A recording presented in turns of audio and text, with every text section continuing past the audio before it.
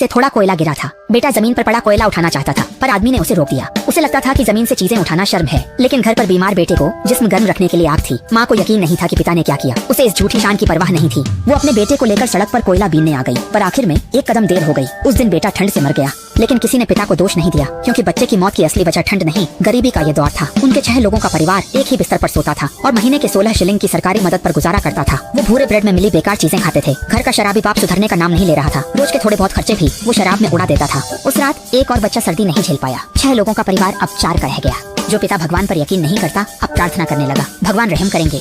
बेटे फ्रैंक को भी लगा कि प्रार्थना से कुछ होगा। वो अपने भाई को खोना नहीं चाहता था। फ्रैंक को असल में अपने पिता के लिए ही प्रार्थना करनी चाहिए थी, वही घर के हालात बिगाड़ रहा था। उस दिन पिता ने सब्जी खरीदने का वादा किया, लेकिन फ्रैंक को मंडी में पिता नहीं दिखे तो वह पास के शराब खाने में चला गया।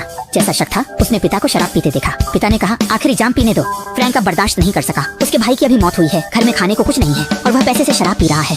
बेटे की डांट सुनकर पिता शर्मिंदा हो गया। लगा उसने कोई इरादा कर लिया है, लेकिन वो अक्सर इरादा करता फिर हिम्मत हार जाता। माँ हमेशा कुछ करके दिखाती थी। परिवार के लिए सब कुछ सहकर वो कुछ भी करने को तैयार थी। वह बेटों को चैरिटी संस्था ले गई। वहाँ कर्मचारी को बताया कि परिवार मुश्किल में है। उसके 2 बच्चे सर्दियाँ नहीं झेल पाए, लेकिन उसके पीछे लाइन में खड़े लोग अनगिनत थे। वो सब भी मुश्किल में थे। आखिर में माँ को सिर्फ 2 गद्दे ही मिल पाए। घर में आमदनी बढ़ी नहीं, पर उस दिन माँ ने एक और बच्चे को जन्म दिया।